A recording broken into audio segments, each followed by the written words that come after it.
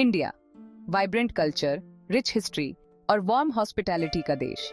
लेकिन इस वेनियर के नीचे एक चिलिंग ट्रूथ है, हमारी कलेक्टिव सोल पर एक दाग, रेप की महामारी। हर दिन अनगिनत औरतें और लड़कियां अनस्पीकेबल हॉरर्स का शिकार होती हैं। उनकी डिग्निटी शैटर होती है, उनकी जिंदगी हमेशा के लिए स्कार्ड हो जाती है। ये एक प्रॉब्लम नहीं है, ये एक पैंडेमिक है, एक नेशनल शेम है जिसके लिए इमीडिएट और अनवेवरिंग एक्शन चाहिए। हम अलाउ नहीं कर सकते, हमें अलाउ नहीं करना चाहिए इस रेन ऑफ टेरर को कंटिन्यू करने के लिए। एम्प्टी प्रॉमिसेस और हॉलो प्लेटिट्यूड्स का समय अब खत्म हो गया है। हमें एक्शन चाहिए, वर्ड्स नहीं। जस्टिस चाहिए, एक्सक्यूजेस नहीं। निर्भया और उसके जैसी अनगिनत और लड़कियों की चीखें हमारी सड़कों पर गूंजती हैं। हमारी कलेक्टिव फेलियर की एक चिलिंग रिमाइंडर अपनी औरतों और लड़कियों को प्रोटेक्ट करने में। हमें उनके कॉल का जवाब देना होगा, साइलेंस से नहीं, बल्कि एक ऐसे रोर से जो इस देश की नींव को हिला दे।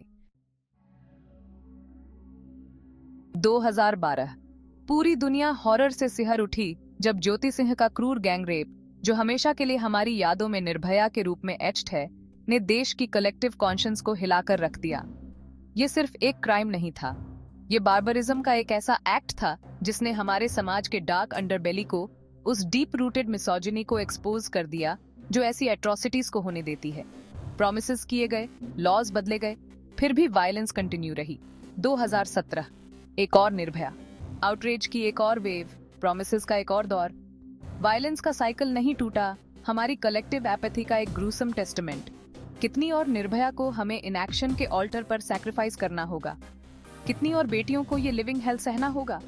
2019 देश एक बार फिर हॉरर में डूब गया। एक जवान वेटरनेरियन का ब्रूटली रेप और मर्डर, उसकी बॉडी सेट अब्लेज। निर्भया के ऑडियल की इकोज एक बार फिर गूंजी, उस मॉन्स्टर की एक स्टार्क रिमाइंडर जो हमारे बीच में रहता है। 3 साल बाद भी दर्द और आउटरेज बना हुआ है, जस्टिस डिलीवर करने में हमारी फेलियर का एक सीरिंग इंडाइटमेंट। रेप के मामले में इंडिया का लीगल सिस्टम ब्रोकन नहीं है, बल्कि कंप्लिसिट है। रेप के लिए कन्विक्शन रेट बहुत ही कम है।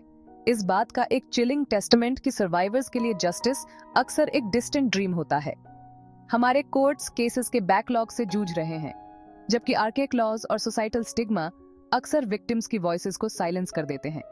लीगल प्रोसेस सॉलेस देने के बजाय अक्सर सर्वाइवर्स के लिए एक और ऑर्डियल बन जाता है।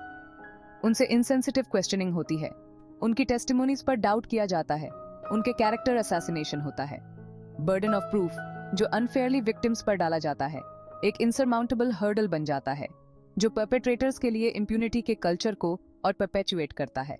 सिस्टम लूपहोल्स और बायसेस से भरा हुआ है, जस्टिस डिलीवर करने में फेल हो रहा है, परपेट्रेटर्स को एम्बोल्डन कर रहा है और विक्टिम्स को साइलेंस कर रहा है। ये एक ऐसा सिस्टम है जिसे सिर्फ ओवरहॉल ही नहीं, बल्कि एक कंप्लीट ट्रांसफॉर्मेशन की जरूरत है। एक ऐसा ट्रांसफॉर्मेशन जो सर्वाइवर्स के राइट्स और डिग्निटी को प्रायोरिटाइज करे और दोषियों को स्विफ्ट और सर्टेन पनिशमेंट इंश्योर करे। रेप पर इंडिया का रिकॉर्ड सिर्फ एक नेशनल शेम नहीं है, बल्कि एक ग्लोबल डिसग्रेस है। जहां बाकी देशों ने इस हेनस क्राइम से टैकल करने में स्ट्राइड्स बनाई हैं, वहीं इंडिया अभी भी पीछे है। इसकी सड़कें औरतों के लिए डर और इनसिक्योरिटी का पर्याय बन गई हैं। हमें जज किया जाता है न सिर्फ हमारी इकोनॉमिक प्रोग्रेस से, बल्कि वल्नरेबल को प्रोटेक्ट करने के हमारे कमिटमेंट से भी। यूनाइटेड स्टेट्स जैसे देश जहां पर स्ट्रिक्ट सेक्स ऑफेंडर रजिस्ट्री है और स्ट्रिंजेंट पनिशमेंट्स हैं, और यूनाइटेड किंगडम जहां डेडिकेटेड रेप क्राइसिस सेंटर्स हैं और विक्टिम सपोर्ट सर्विसेज हैं, वो इंडिया की एपैथी के बिल्कुल ऑपोजिट हैं। यहां तक कि सऊदी अरेबिया, जिसकी अक्सर ह्यूमन राइट्स रिकॉर्ड के लिए आलोचना होती है, वहां भी रेप के लिए इंडिया से ज्यादा स्ट्रिक्टर लॉज हैं।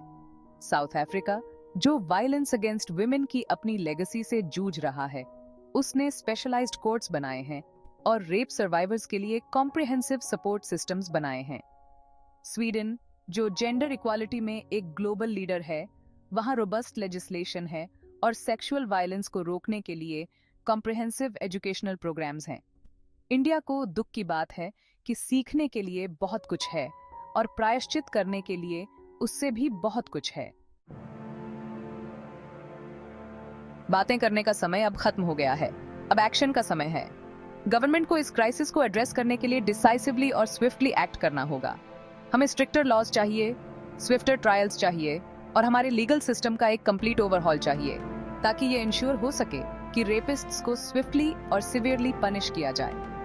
हमें अपने लड़कों और आदमियों को कंसेंट, रिस्पेक्ट और जेंडर इक्वालिटी के बारे में एजुकेट करने के लिए इन्वेस्ट करना होगा।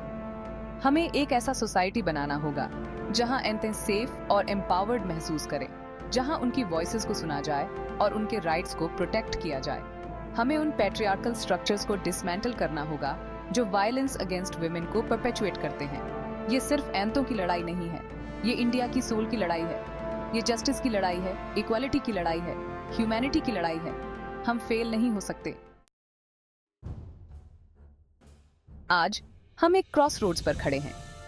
हम या तो चुप रहना चूज कर सकते हैं, इस कल्चर ऑफ इम्प्यूनिटी में कंप्लिसिट बने रहना चूज कर सकते हैं, या फिर हम अपनी वॉइसेस उठाना चूज कर सकते हैं। निर्भया के लिए और हर उस औरत और बच्ची के लिए जस्टिस की डिमांड करना चूज कर सकते हैं जो इस हेनस क्राइम से साइलेंस कर दी गई है। हम रेपिस्ट के लिए कैपिटल पनिशमेंट की डिमांड करते हैं। हम सिस्टेमिक चेंज की डिमांड करते हैं। हम अपनी बेटियों, अपनी बहनों, अपनी माओं के लिए एक सेफर इंडिया की डिमांड करते हैं। हमारी वॉइसेस पावर के गलियारों में गूंजे, एक रिसाउंडिंग मैसेज के साथ कि हम अब इस बारबैरिटी को टॉलरेट नहीं करेंगे। नो मोर निर्भयास।